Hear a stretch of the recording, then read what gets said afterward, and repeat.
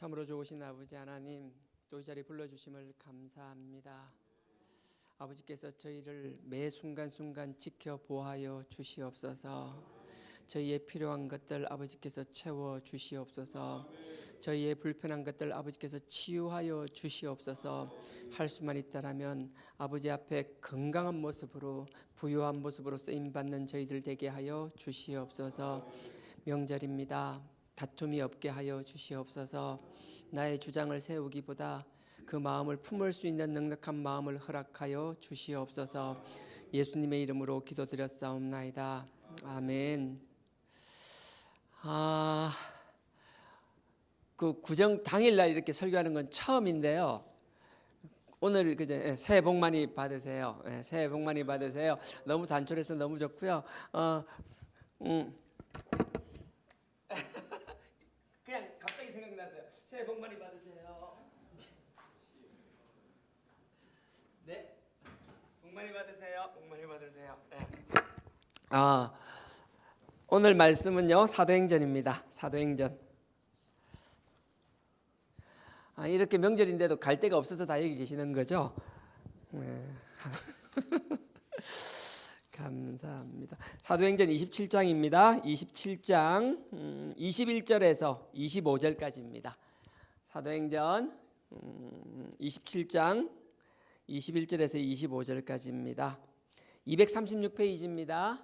236페이지.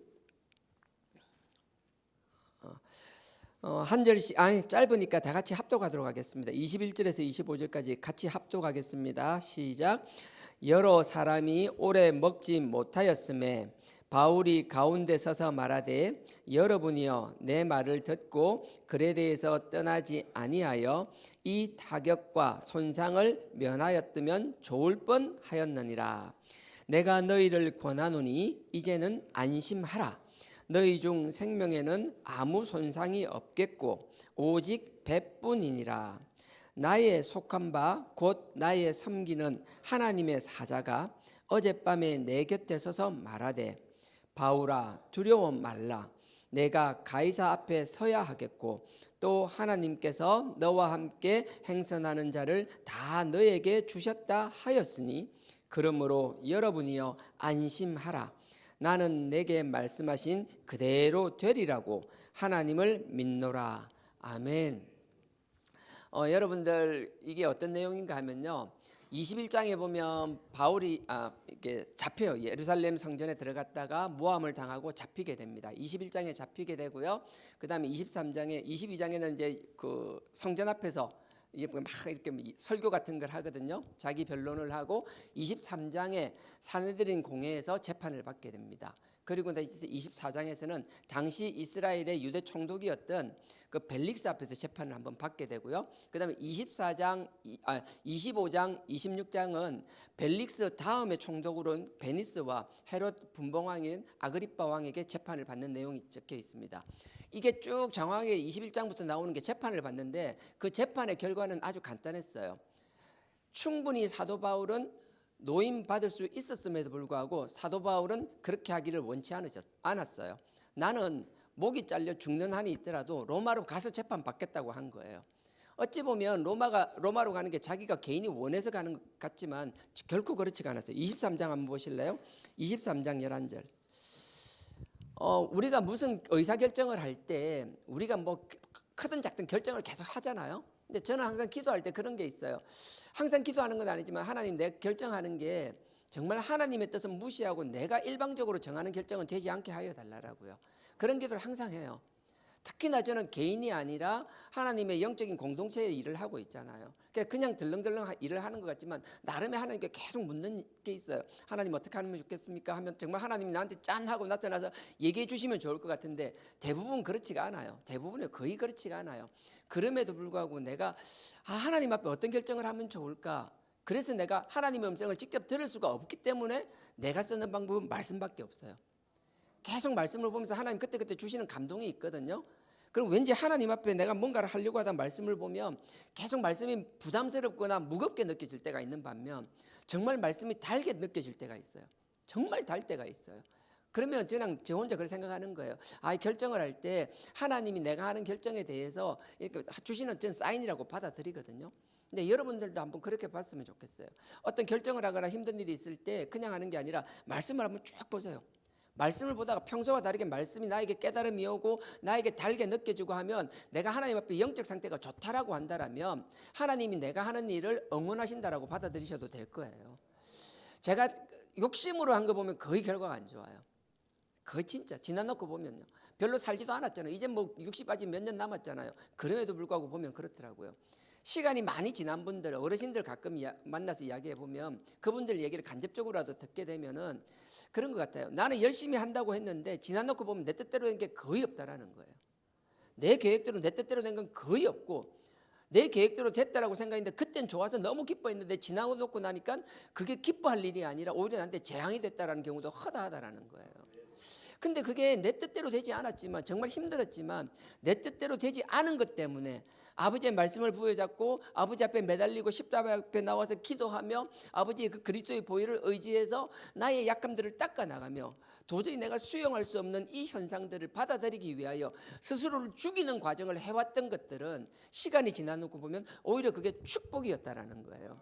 그것 때문에 나를 고침받고 그것 때문에 더 잘되고 그것 때문에 주변에 아버지께서 우리가 고쳐야 될 것들이 있으면 고치기를 원하시는데 우리가 그게 안 돼요. 욕심 때문에.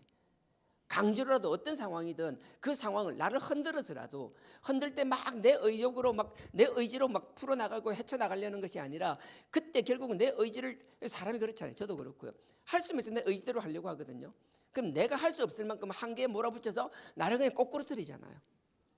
도저히 뭐 할 수 없을 때 정말 하나님 앞에 손을 드는 것 외에 아무것도 할 수 없을 때 그때 비로소 아버지의 말씀이 달게 느껴지는 거고요.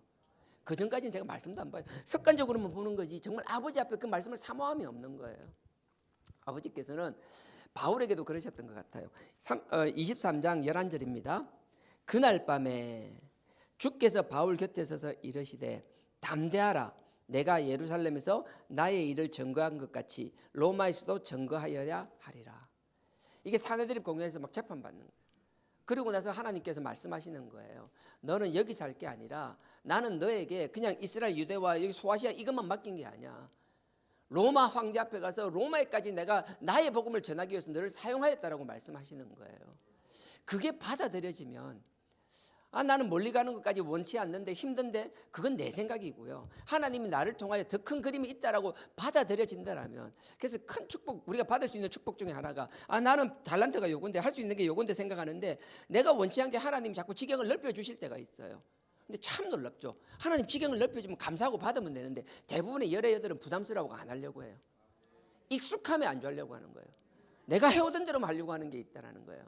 하나님께서 어떤 형태로든 우리 지경을 넓혀주시기를 원한다라면 그런 감동이나 음성이 있다라면 아멘 할 수 있는 나와 여러분 되길 주님의 이름으로 축원드립니다. 그게 별거 아닌 것 같아도 우리가 그렇게 하잖아요. 자녀들이 보는 게 달라요. 어릴 때 그거 아세요? 어머니들은 어릴 때 애를 키울 때 절대 두려워하면 안 된다라고. 우리가 신앙 공동체에서 해야 되는 게 뭔가 하면 아기를 키우는 젊은 아기 엄마들이나 뭐 남자들도 마찬가지 아빠들도 그렇고 상황이 어려워지면 특히 엄마들 같은 어려우면 막 불안해하거든요. 자녀 앞에 절대 해서는 안 되는 게 불안한 모습을 보이는 거예요. 어린아이는요 엄마가 세상의 전부예요. 아무것도 보이지 않아요. 자기의 전부인 엄마나 자기의 전부인 아빠가 흔들리는 모습을 보면 그렇게 불안할 수가 없어요. 별것 아닌 것 같잖아요. 그게 계속 남아있어요. 그 불안함이 평생 남아있는 경우가 많아요.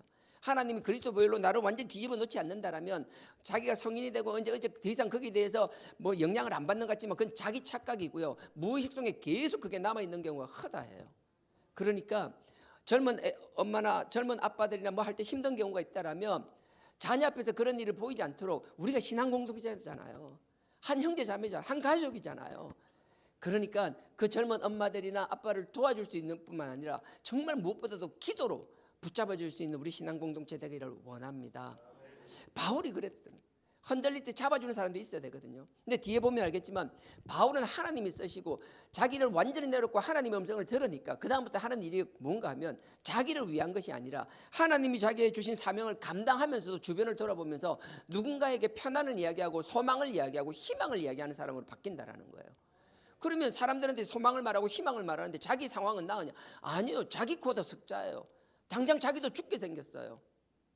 우리가 하나님의 자녀로서 하나님의 백성으로서 살아나갈 때 우리의 환경이 우리를 누구를 바라보는 영적 마음을 넓히는 데에서는 결코 제한이 될 수 없음을 잊지 않는 나와 여러분 되기를 원합니다. 정말 그랬으면 좋겠어요. 그래서 이 마음이 23장 11절에 이게 다 가슴에 새겨 있잖아요. 그러니까 뒤로 쭉 여러 가지 총독과 그 분봉한 게 재판을 받고 나서 결국 27장 1절이 이렇게 시작되는 거예요. 이제 드디어 로마로 떠나게 되는 상황이에요. 27장 1절에요. 우리의 배 타고 이탈리아입니다. 이탈리아로 갈 일이 작정되매 이제 떠나기로 된 거예요. 그러니까 바울이 혼자 가는 게 아니고요. 배를 타고 이제 죄수들을 보내는데 바울과 1절 뒤에 보면 이렇습니다. 바울과 다른 죄수 몇 사람이 아구사도대의 백부장 율리오라는 사람에게 맡기니, 여기서 보면 아구사도가 뭔가 하면 아우구스투스 황제, 그러니까 친위대, 황제의 친위대라는 거예요. 근데 바울은 로마 시민권자였잖아요. 그 다음에 옆에 죄수 몇 명도 같이 갔다고 그랬잖아요. 바울 혼자 간 게 아니라 죄수 몇 명하고 같이 데리고 갔어요. 근데 이 사람들 일반 사람이 아니라 로마 시민권자들이에요. 그러니까 유대에서는 죽을 수가 없어요. 그러니까 로마까지 가서 황제의 심판을 받고 죽어도 로마에서 죽어야 되는 사람이에요. 그러니까 일반 백부장이 아니라 황제의 친위대 백부장이 직접 와서 이렇게 호송하는 거예요. 아마 그 당시로 보면 백부장이 한 80명에서 100명 정도 병사를 데리고 있었다라는데, 이때는 죄수로 호송하고 친위대이기 때문에 한 20명에서 많으면 40명 정도라고 이야기하더라고요. 뭐 숫자가 중요한 게 아니에요. 드디어 가이사라에서 출발을 합니다. 바울이 하나님 주신 마지막 그 로마를 향하여 가기 시작하는 거예요. 어찌 보면 복음의 사명을 가지고 하나님의 뜻을 실천하는 정말 영광의 길이기도 하지만 또 다르게 얘기하면 죽으러 가는 길이잖아요. 우린 결과를 다 알잖아요. 이제 죽으러 가는 길인데 그 바울에게 보십시오. 자기의 결과가 어떨지 알아요. 순교를 각오했어요. 이 복음을 전하기 위해서는 자기가 목숨을 다 내어놓을 걸 각오하고 가는 길이에요. 근데 사람이 두려움이 없어요. 뒤에서 보면 그 과정에서 그 힘든 그 광풍 이름이 생각이 나요. 광풍 이름이 뭐더라? 유라굴로 광풍. 그 광풍 속에서 흔들리지 않는 그 모습, 나는 여러분들이 그랬으면 좋겠어요. 하나님의 사명을 가진 사람은, 하나님의 백성은 그 어떤 환난 속에서, 그 어떤 풍파 속에서도 다르다라는 거예요. 모든 사람이 두려워할 때 왜 안 두렵겠어요? 두렵죠. 두려움에도 불구하고 자기의 두려움에 그냥 매몰되어 있는 것이 아니라 그 두려움 가운데서도 주변을 바라볼 수 있는 것, 주변을 돌아볼 수 있는 그런 영적 거장들이 되길 주님의 이름으로 축원드립니다. 그래서 바울이 이렇게 가이사랴에서 출발하는 거예요. 그래서 시돈에 잠깐 들립니다. 시돈에 잠깐 들려서 길리기아와 루스드라 지역을 쭉 거쳐서 갑니다. 그러다가 뭐간가 하여튼 모르겠어요. 하여튼 어떤 섬에 도착해요. 무간가 하여튼 뭐 있어요. 거기 도착합니다. 거기서 배를 타고 가다가 배를 이제 환승을 하는 거예요. 배를 갈아타는 거예요. 근데 그 배는 알렉산더, 큰 로마를 먹여 살리는 건 이집트였어요. 이집트의 모든 곡물이 알렉산더에 모이면 알렉산더에서 큰 배에다 곡물을 실어서 로마로 가는 거예요. 그 가는 배를 거기서 이제 갈아탄 거예요. 큰 배예요. 276명이 탑승했다고 하니까 아마 백부장하고 군인들 다 나머지 모르겠어요. 선원들이 한 30-40명 될 거고 나머지 100명 이상 사람을 태울 만큼 큰 배였어요. 하여튼 그 배를 갈아탑니다. 그리고 나서 쭉 출발합니다. 근데 보십시오. 쭉 출발하는데 사람이 이렇게 곡물을 싣고 다니면 우리가 그런 게 있어요. 가다 보면 로마로 가야 되는데 바람이 자꾸 서풍이 불어야 되는데요. 자꾸 동풍이 부는 거예요. 가려고 하는데 갈 수가 없어요. 그러면 어떻게 돼요? 갈 수가 없으면 쉬어가든지 해야 되는데 사람의 욕심은 끝이 없습니다. 계속 역풍이 부는데도 억지로 가기 시작하는 거예요. 그러다가 배가 어떻게 돼요? 쭉 가다가 가지 못하고 바람에 막 밀려오는 거예요. 여러분들 지중해가 그림이 안 그려지니까 이해가 안 되죠. 하여튼 그래서 여하튼 연안가 해방길로 가다가 지중해 중앙으로 막 바람에 밀려 내려왔어요. 그레데라는 섬까지 밀려왔습니다. 그러다 바보라는 섬에 딱 서게 됩니다. 근데 여기서 놀라운 게 9절입니다. 한번 보실래요? 쭉까지 그 과정을 이야기했던 거고요. 9절, 여러 날이 걸려 금식하는 절기가 이미 지났으므로 행선하기가 위태한지라, 계속 가기가 힘들어진다라는 거예요. 근데 바울이 이게 참 놀라운 얘기가, 보세요. 9절에 여러 날이 걸려서 금식하는 절기가, 이게 초막절 얘기하는 거예요. 유대 절기로 7월달이고 지금 우리 절기 양력으로 보면 10월 11일 요때쯤이에요. 근데 이 초막절 앞에 한 일주일간 금식하는 기간이 있어요. 그러니까 바울이 하는 얘기가 지금은 초막절이 지나고 이제 겨울 초입이라는 거예요. 늦가을이라는 거예요. 그 이야기를 바울이 하는 거예요. 9절, 여러 날이 걸려 금식하는 절기가 이미 지났으므로 행선하기가 위태한지, 계속 배가 갈 수가 없다라는 거예요. 근데 이 이야기를 누가 하는가? 바울이 한다라는 거예요. 바울이 저희를 권하여 말하되, 여러분이여 내가 보니 이번 행선이 하물과 배만 아니라 우리 생명에게도 타격과 많은 손해가 있으리라 하되. 나는 여기서 참 이게 부끄러운 모습이 그거예요. 바울은 2년 전에 하나님께서 로마로 가야 돼 그랬거든요. 바울은 한 번도 지중해 중앙 쪽으로 와본 적이 없어요. 받아야 되는 정보가 어떤 정보도 있을 수가 없어요. 한 번도 가본 적이 없어요. 근데 신기하게요, 하나님이 사명을 주시면, 로마라는 사명을 주시면 로마에만 관심을 쫓는 게 아니라 로마로 가는 길에 대한 바람이라든지 물길이라든지 이걸 다 이미 알고 있다라는 거예요. 저절로요? 아니요. 저는 이거 보면서 참 부끄러웠어요. 하나님께서 우리 영적 공동체를 가지고 방향을 제시해 주시고 목표를 제시해 주시면 그 목표만 바라보는 게 아니라 그 목표로 가기 위한 과정의 여정과 거기에 시행착오뿐만 아니라 내가 해야 될 것, 미리 알아야 될 것들을 알기를 원하시는데, 나는 그 과정이 없이 결과만 바라보는 거예요. 과정 없이 결과를 그저 얻을 거란 착각 속에 살아가는 거예요. 과정 없는 결과 결코 있을 수가 없습니다. 별것 아닌 것 같아요. 이 한 구절마다 보십시오. 그냥 끌려서 가는 것이 아니라, 그냥 배 타고 가면 그만인 것이 아니라, 자기에게 아무 상관도 없을 것 같은 그 배의 바람의 길이라든지 물길이라든지 그걸 이미 알고 있다라는 거예요. 만약에 이게 순하게 이런 풍랑을 안 만나고 갔다라면 아무 소용이 없었겠죠. 근데 이런 문제가 생기니까, 풍랑을 만나게 되고 바람에 밀리게 되고 이런 상황이 생기게 되니까 준비한 사람과 준비하지 않은 사람이 이때 드러나는 거예요. 나는 신앙도 마찬가지라고 생각합니다. 평탄한 신앙생활은 별 차이 없습니다. 똑같이 예배드리고 똑같이 해서 기도하고 상관없습니다. 근데 어디서 차이 나죠? 하나님께서 나에게 어려움을 주실 수 있고 그 목표에 가기 전에 여러 가지 문제가 생길 수 있다고 생각하고 여러 가지에 대해서 하나님 앞에 계속 간구하고 기도하고, 내가 뭔가 하나님 앞에 누군가에게 마음을 열고 돌아보기 위해서는 뭔가 남들보다 하나라도 더 알아야겠다, 하나라도 더 할 수 있어야겠다, 할 줄 아는 게 없으면 마음이라도 넓어야겠다, 아니면 손길 발길로라도 누구를 도와야겠다라는 여러분들이 넓은 마음이 있다라면 하나님께서 그걸 하나님께서 여러분들의 부족함을 채워주시라고 저는 확신합니다. 그런 것들이 쌓였을 때 그 문제를 풀어나가는 것이지, 하나님께서 문제 앞에서요 홍해를 가르듯이 하나님은 얼마든지 그렇게 하시고도 남는 분입니다.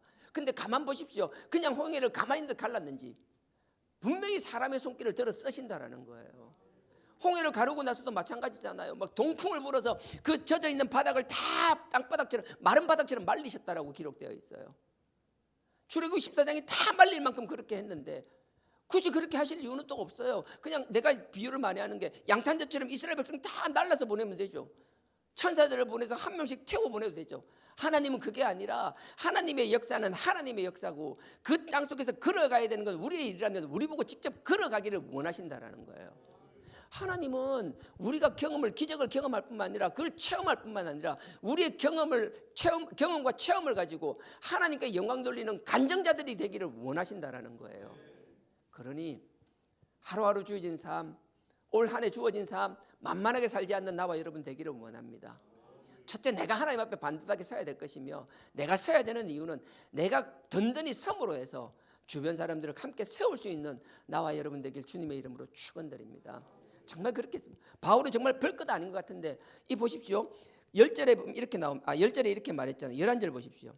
백부장이 선장과 선주의 말을 바울의 말보다 더 믿더라. 무슨 말인가 하면, 바울은요 배의 전문가인 선장과 선주보다 선장과 다른 의견을 냈다라는 거예요. 그게 쉬운 일일 것 같아요? 아니요, 쉽지 않아요.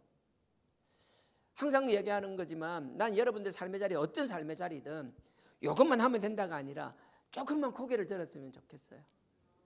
여러분들 삶의 무게 때문에 막 고개를 숙이고 허리를 숙이고 자꾸 땅바닥만 쳐다보는 삶이 아니라, 조금만 고개를 들고요 허리를 펴고 꼿꼿이 세워서 주변을 돌아보는 여유가 있으면 좋겠어요.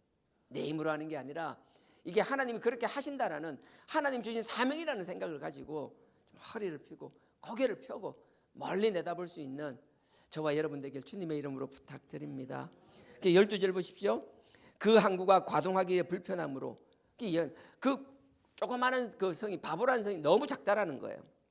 너무 작으니까 사람들이 다 베닉스로 가기를 원하는 거예요. 베닉스로 가기로 하는데 가지 말라고 했는데 억지로 또 갑니다. 사람의 욕심이 그래요. 이때까지요 로마까지 한 3,500km 정도 거리가 됩니다. 한 3,500km 되는데 여기가 어딘가 하면 딱 한 1,700km 정도 완 거예요. 딱 절반 정도 왔어요. 근데 여기서 베닉스까지는 불과 한 60-70km.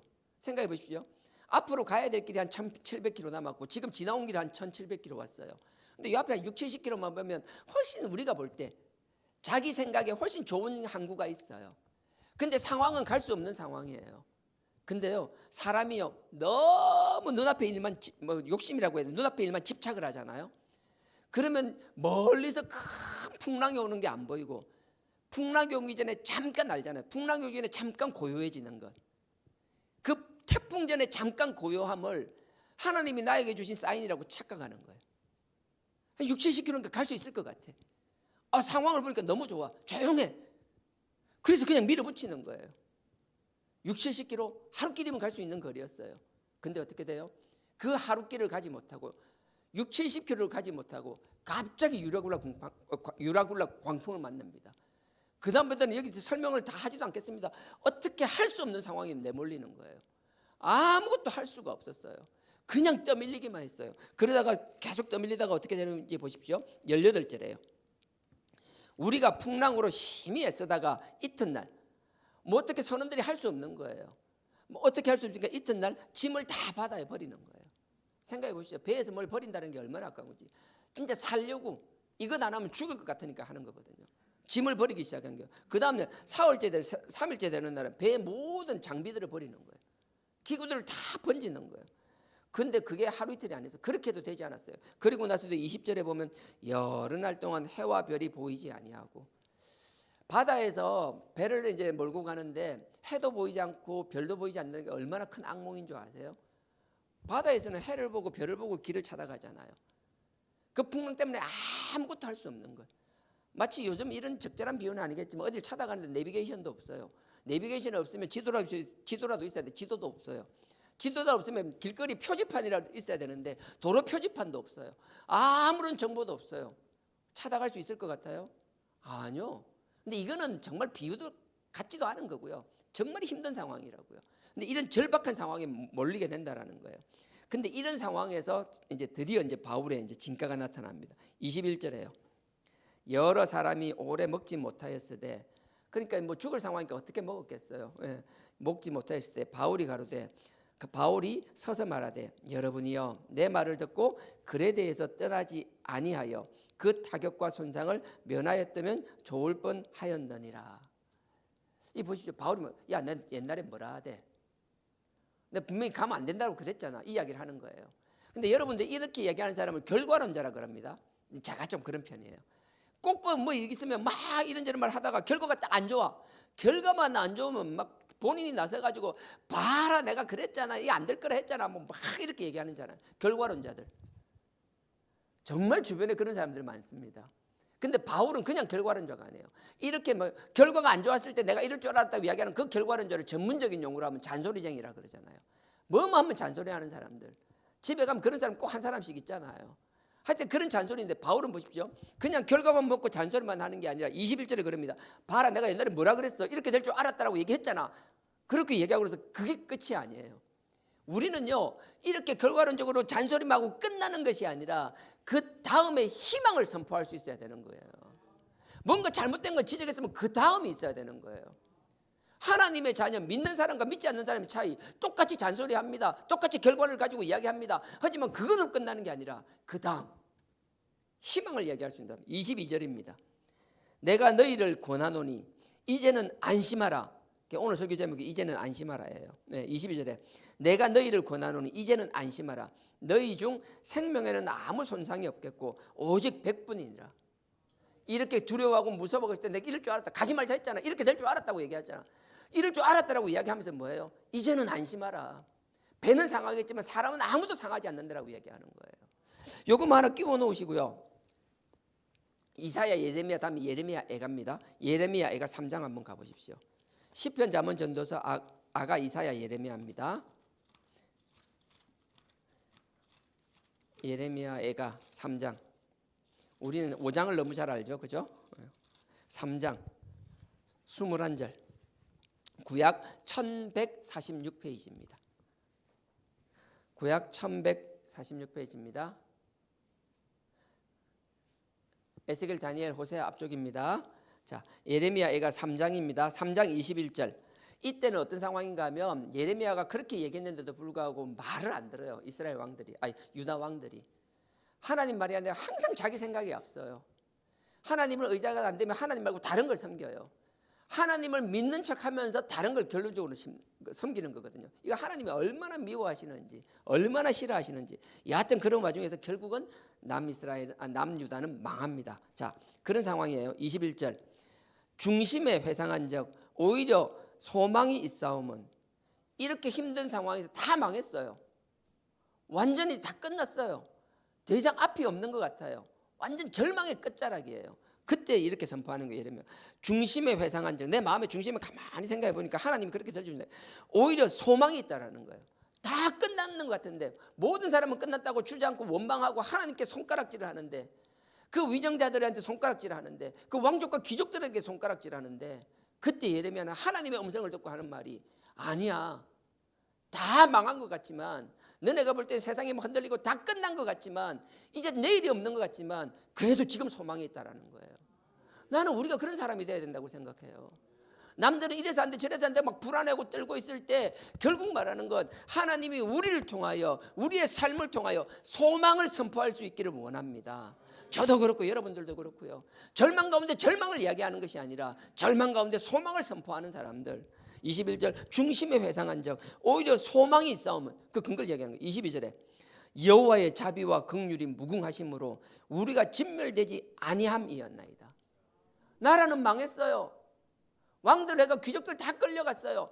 세상은 쑥대밭이 된 것이에요. 성전도 허물어졌어요. 아무것도 없는 것 같아요. 그래도 불구하고 이렇게 얘기하는 거예요. 소망이 있는 것은 봐봐, 지금 내가 너네들한테 이렇게 소망을 얘기할 수 있잖아. 난 지금 살아서 숨 쉬고 있잖아. 이 힘든 상황에서 너네들 내가 선포하는 설교를 듣고 있잖아. 살아있잖아. 이 자체가 소망이라는 거예요. 우리가 살아있기 때문에 이게 끝이 아니라 새로운 소망을 바라보며 새로운 출발을 할 수 있다는 거예요. 그러니 하나님 앞에 숨 쉴 수 있는 것, 아버지 앞에 기어서라도 나올 수도 있는 것, 이게 얼마나 큰 축복인지 깨달을 수 있는 저와 여러분 되기를 원합니다. 그래서 21절 22절 달아서 읽겠습니다. 중심에 회상한 적 오히려 소망이 있사오면, 22절 여호와의 자비와 사랑을 이야기하죠. 긍휼은 자기 자궁이라, 마치 그 엄마가 자기 태에서 나온 어린아이를 바라보는 그 눈빛과 같은 그 긍휼이 무궁하시다라는 거예요. 우리가 진멸되지 아니함이니이다. 그러면서 23절 이것이 아침마다 새로우니 주의 성실이거든. 주님은 성실하다는 거예요. 아침마다 우리를 놓지 않는다라는 거예요. 그러니 환경을 가지고 하나님을 판단하는 것이 아니라, 그래도 지금 기회를 주시고 살아있음에 감사하며 새로운 소망을 바라보는, 더 큰 미래와 더 큰 축복을 바라보는 나와 여러분 되길 주님의 이름으로 축원드립니다. 그러면서 26절 보십시오. 사람이 여호와의 구원을 바라고 잠잠히 기다림이 좋도다 하면서 27절 이 말씀 너무 좋아요. 사람이 젊었을 때에 멍에를 매는 것이 좋으니, 이렇게 힘든데 나라가 망하고 왕은 막 끌려가고 막 눈이 다 뽑히고 왕자들 다 죽고 귀족들도 다 끌려가고 성전은 파괴되고 아무것도 없는데 기껏 27절에 한다는 말씀이래요. 사람이 젊었을 때 멍에를 매는, 젊은 고생은 사서도 한다, 이 말을 하고 있어요. 이게 뭐 말이에요, 방구예요? 이게 말 같지도 않잖아요. 근데 이 말씀이 뭐예요? 지금 가운데서도 그래도 아직 이 고생하는 게 최악은 아니라는 거예요. 우리 기준에서 최악과 하나님 기준의 최악은 달라요. 우리가 지금 이 고난 가운데, 이 힘든 가운데 너희가 이렇게 무거운 멍에를 지는 것, 이 멍에 때문에 너희가 결코 죽지 않아. 네 눈에 볼 때는 다 끝난 것 같지만 끝난 것 아니야. 난 여기서 너네들 통하여 새로운 역사를 시작할 거야. 나는 기존에 잘났다는 위정자들이나 뭐 왕족 귀족들이 아니라 별 볼 일 없어서가 지금 남아있는 정말 찌끄러기 같은 인생 같은 너희들이라도 나는 너희들을 그렇게 보지 않는다라는 거예요. 난 너희를 통하여 역사할 거야. 이 멍에를 메고 다시 이렇게 세우기를 원하시면 그 하나님의 음성을 들을 수 있는 저와 여러분 되기를 원합니다. 그러니까 뭐예요? 바울이 그 유라굴라 풍랑 속에서도 희망을 이야기하고 소망을 선포한 것처럼, 이게 나만 겪는 고난이 아니에요. 다 같이 겪고 있는 이 고난 속에서도 절망이 아니라 희망과 소망을 선포하는 나와 여러분 되기를 주님의 이름으로 축원드립니다. 다시 돌아가겠습니다. 사도행전 27장 21절 22절이었습니다. 바울이 다른 것, 이 절망 가운데서도 희망과 소망을 선포하는 사람이었다는 거예요. 그 다음에 23절에요. 또 하나 놀라운 일들이 나타납니다. 23절 사도행전 27장 23절 나의 속한 바 곧 나의 섬기는 하나님의 사자가 너무 부러워 죽겠어요. 이렇게 절망적일 때 하나님의 사자가 다 나타나가 옆에서 얘기를 해주면 얼마나 좋겠어요. 저 진짜 그래요. 저는 하나님께 끊임없이 사모하는 것 중에 하나가 이거예요. 23절 나의 속한 바 곧 나의 섬기는 하나님의 사자가 어젯밤에 내 곁에 서서 말하되, 어젯밤에 잘 때 얘기하는 거예요. 자고 있는데 나타나서 음성 얘기한다라는 거예요. 그 하신 말씀이 24절입니다. 바울아 두려워 말라. 내가 가이사 앞에 서야 하겠고 또 하나님께서 너와 함께 행선하시는 자를 다 너에게 주셨다. 이 많은 사람들 흔들린 사람 276명 다 너에게 맡긴 영혼들이야. 그것뿐만 아니라 로마까지 가야 돼. 그러니까 너 두려워하지 마라.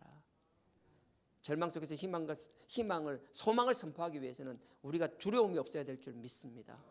이사야 41장 1절 계속 반복하잖아요. 두려워 말라. 놀라지 말라. 내가 너를 붙잡아 주겠다.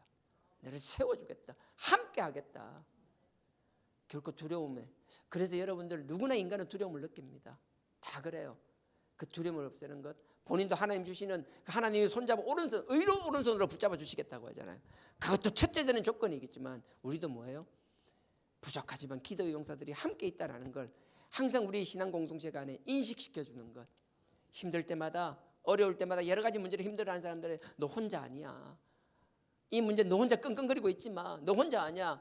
함께 기도하는 우리가 있다는 것. 그래서 구역이 중요한 것이고요. 중보기도팀들이 중요한 것이고요. 누군가를 위해서 기도하는 게 얼마나 귀한 건지 몰라요. 어릴 때 그 어린 나이에 애들을 키우고 어린 나이에 뭔가 시작하고 나서 힘들 때마다 힘들어서 어쩔 줄 할지 몰라 할 때마다 어떻게 할 줄 몰라 할 때마다 함께 있어주며 함께 기도하는 것.